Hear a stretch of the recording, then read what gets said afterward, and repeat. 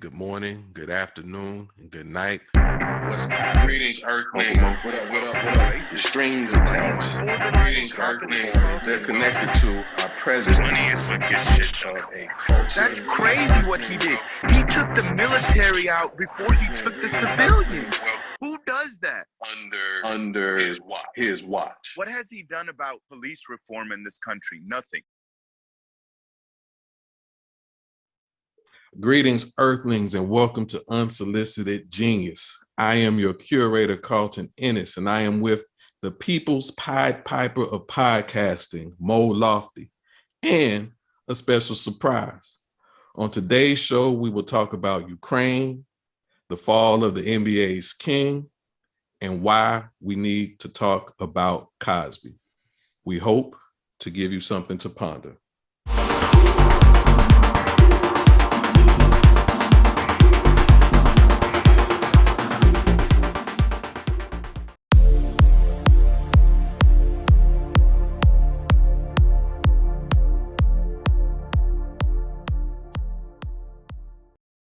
What up, Mo? What's going on? Chilling, dog. First and foremost, I don't want to be the Pod Piper of anything. The last dude that was the Pod Piper. That's true. That's true. Yeah, I said the people's, the people's Pied Piper, so you're not the PP Pied Piper or the one that the way back one that took the little kids. So, you the people's Pied Piper. You got a voice. You have a voice to lead the peoples in the right direction. But I feel you. Good to see you, my brother. Same. So, Brother Craig is back. Brother Craig is back with Unsolicited Genius. He's been off in the universe doing his thing for a little while. But never out of mind, never out of heart, just a little out of sight. So welcome back to the cast, Brother Craig. Happy to be here. Happy to be here, brother. Thank you very much. Good to be back in the fold with the bros, you know what I mean? For sure.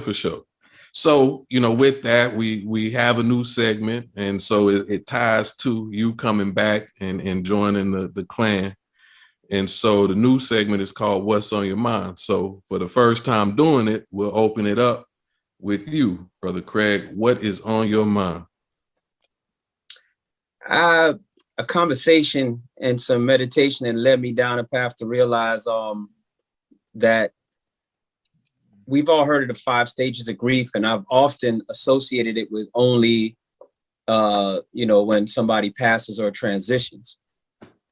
And it wasn't until the last 2 years here where I realized at the end of relationships or friendships or when relationships come to an end, you could kind of go through those same stages too. That I don't know if you may, most of us have heard of it, the DABDA, denial, anger, bargaining, depression, and acceptance. And it's not always in that order. But it wasn't until I was recently years old, like I said, the last 2 years, that I kind of realized that sometimes when a situation ends, you kind of find yourself going through these stages, not necessarily in that order. And you might backslide a couple times, and it's a trauma, especially if it was a long-term situation. So that meditation has been on my mind pretty heavy recently, because I didn't really, it wasn't until recently that I started thinking about it like that. You know what I mean? So that's what's on my mind. All right. Appreciate you sharing that. And again, miss you, brother. Welcome back. The peoples have been wanting your voice. They don't like me and Mo that much like that. What's on your mind, Mo? My shit is not that deep at all. I'm just thinking about, man, how expensive shit is. Like, everything's expensive. Everything is expensive. The cost of goods has risen tremendously because of inflation, but there's no inflation in my check. So I feel just the goods, the goods have just cost more, and I'm not getting paid more. So, yeah, man, like times like these, you have to make decisions. Dog, I'm done with the gas shit. Like, I switched over to the electric vehicle. Really? I've pumped my last gas, dog. That shit is not happening anymore. I drove by the gas station today and I was just, woo, salute. See you later. See you later, bitch. I'm not coming back. So that's it, man. Just, these are tough times. And hopefully we'll get through it and the cost of goods will become reasonable again. Appreciate you sharing. So to talk about the cost of goods, one of the things that we know that are impacting costs, in particular gas prices, is the war in Ukraine. And so as we enter into our discussion around headliners, I wanted to spend some time, hearing your thoughts, perspectives on what's happening in Ukraine. So, from my standpoint, there's already the dynamic of Putin, Russia, and I think this attack, when it comes to just the basics of humanity, I believe this war to be horrific. I believe it to be, if not a definitive war crime, something that Putin will be held accountable for at some future state. But in the short term, the immediate term, the loss in Ukraine, the dynamics in Ukraine. But like you, Uncle Mo, what's been blowing my mind has been the gas prices. I'm not on a short-term path to electric, at least not so I thought. It seems that I highly recommend it. With inflation, with the volatility of the global economy, that I need to go ahead and be on that path. Because, most of our oil does not come from Russia. I learned that over 50% of it comes from Canada. But what all of the sanctions and everything being placed on Russia has global ramifications. And it's those dynamics, the flow of oil from Russia to the rest of the world, that's having a downstream effect on our price. So at least from that standpoint, I get it-ish. But if 8% of our petroleum products come from Russia. So if any time Putin chooses to fart, our gas prices are going to go up the roof, it suggests that we need to veer in a different direction. So, Ukraine for me is humanity. 635 citizens have been killed, 46 of them children. Based on what I understand the premise of this war to be, that in and of itself is the crime. So it's the human crime and it's the crime at the gas station that Ukraine has really brought to my forefront, for lack of a better description. Brother Craig? Man, what I'm thinking about in regards to it is how it's going to be politicized and how it's going to be weaponized for midterm elections and the 24 elections. That's already crossing my mind. And you could sort of see certain parties jockeying for position.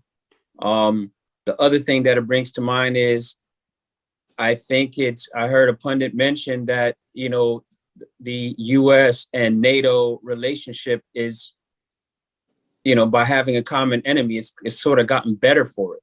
They when NATO was somewhat divided, it probably, would have made Putin and those outside of NATO, those adversaries, a little bit happier. But what's heavy on my mind in regards to it is how it's going to impact our elections, and how people who panders to who and how they pander to them, and the kind of information that we get. There's people on both sides of the quote unquote aisle that are connected to both sides of this war, this invasion. And I'm curious to see how that's going to play out. Yeah, I think it's definitely multiple hands in the pot for sure. What are your thoughts, Uncle Mo? Oh, well, in terms of what Craig is saying about the election, I think Biden's doing everything he can to make sure the other side wins the election before Ukraine. I think Ukraine is at the bottom of Americans' list when it comes to what's going on right now in our country and one Joseph Biden. But, you know, I agree with Carlton, man. You know, this is basically Russia invading Ukraine because Russia is the big bad bully. And they are a country of 140 plus million people. Ukraine is a country of 44 million people. Russia has a powerful military, whereas Ukraine doesn't. So, you know, kudos to the people of Ukraine for the resistance they're putting up. But this just shows you, man, like in a war, you know, these soldiers for like Russia, they're fighting because Putin tells them to fight. The people for Ukraine are fighting for their life, for their land. So, you know, that is why it's difficult for Russia to accomplish what they want to get accomplished. Do I think it's inevitable, though, that they will take Ukraine? I do. And I guess my question, and the question I've been asking myself, is if they do take it over Ukraine, is Putin's definitely not going to stop there. I don't think he's going to go to a NATO country next, but I think he'll keep going. And then what are they going to do? Like, they're just going to stand by and watch him take over country after country. That'll be interesting. Also, you know, these sanctions, you know, a lot of people are like, oh, it's bullshit. And America doesn't want to get into this fight. Like, they don't want to actually have physical confrontation here with Russia because it could kickstart like World War III. It really could. So they're trying to choke them out economically, and they are hurting Russians all around the world in different countries for sure. I'm interested to see what these sanctions could accomplish. I doubt it'll accomplish anything because Putin seems pretty determined. But yeah, I mean, I feel bad for the people of Ukraine. And I just want to bring up a couple of other things too, man. People are talking about other atrocities committed by the United States and other countries. Those deserve to be called out just as much as Russia's atrocity against Ukraine here.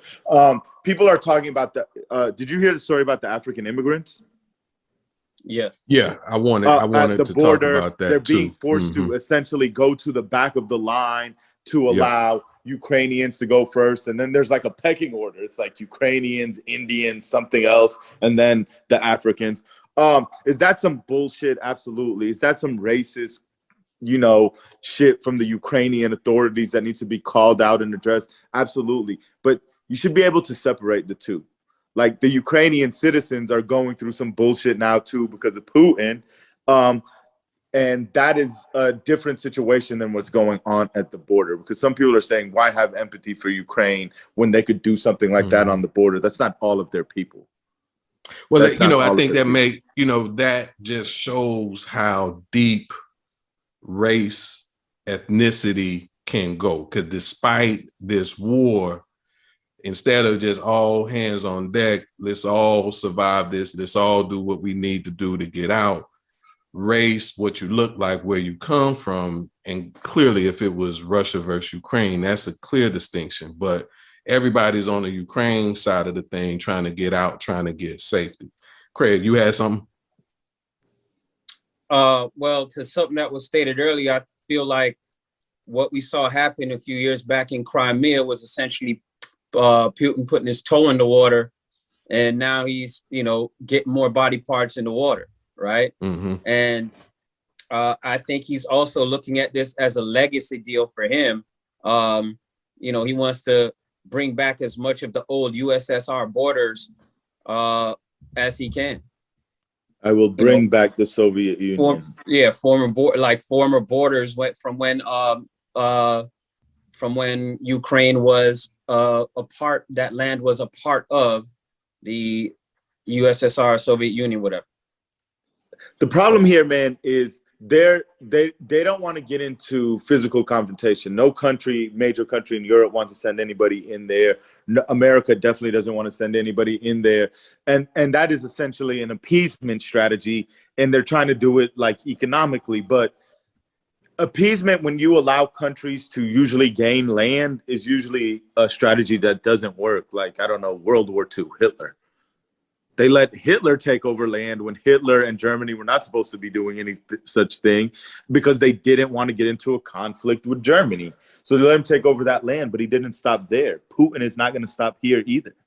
Like, that is my question. What is the solution if the sanctions don't work? Putin captures Ukraine and he starts moving in on other countries.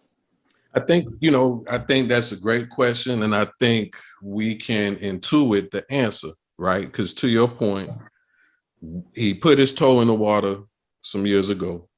So he tested the waters. And so now he's jumped in. He is, and he told us his mission, his vision is to restore Russia to the great land that he knew it to be or was told that it was, because I don't know his entire timeline.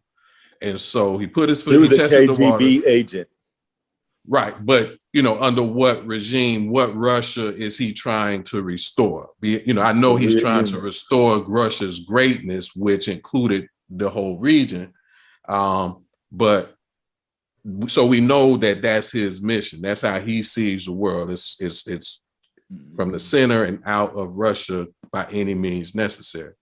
So he tested the waters. He's jumped in with Ukraine. And if nothing shifts, if there isn't a strong enough force to resist him, he's going to keep going. And so I think sanctions are hurting the people. So maybe the people revolt within Russia, if that's even possible, or we're on the path for the Third World War. I hope not. Yes, if you right now, you depending on, where you get your indoctrination from, you're hearing that there is a possibility for the Ukrainians to win, and all they need is a little bit more U.S. support, et cetera, et cetera. But to what extent? And it almost sounds like Putin is looking for. He wants the conflict. He wants a fight of some kind. Sometimes because or is it just that? Or it seems like their default demeanor to say, hey, anything that anybody else does, whether it's a comment or supplying with weapons or whatever, even if you don't, it'll be taken as an act of aggression. And, we're in a fight with you too now, right? It's a very hypo machismo stance, pit bull barking behind a fence kind of deal. It comes to my mind when I hear it, but it's a lot of posturing going on.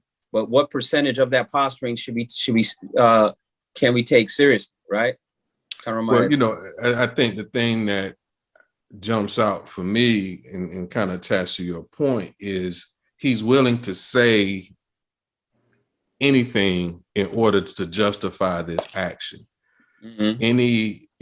Because one version I heard was that, Ukraine was being run by Nazis. So he's going in to get rid of the Nazi leadership, the Nazi regime. I saw that they just posted some pictures, kind of the propaganda in Russia showing Nazis from back in, Hitler's days being hung.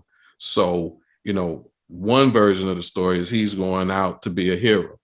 But then to your point, Craig, anybody who assists these Ukrainian criminals would be attached to some level of aggression that also what I've heard in the stratosphere, he's willing to respond to with nuclear power if it comes down to it. You know what I mean? So from where I sit, at one point when it first started, I thought between all the hiccups and, his soldiers kind of jumping ship, the pushback within Russia, that somehow, the walls would close in on them.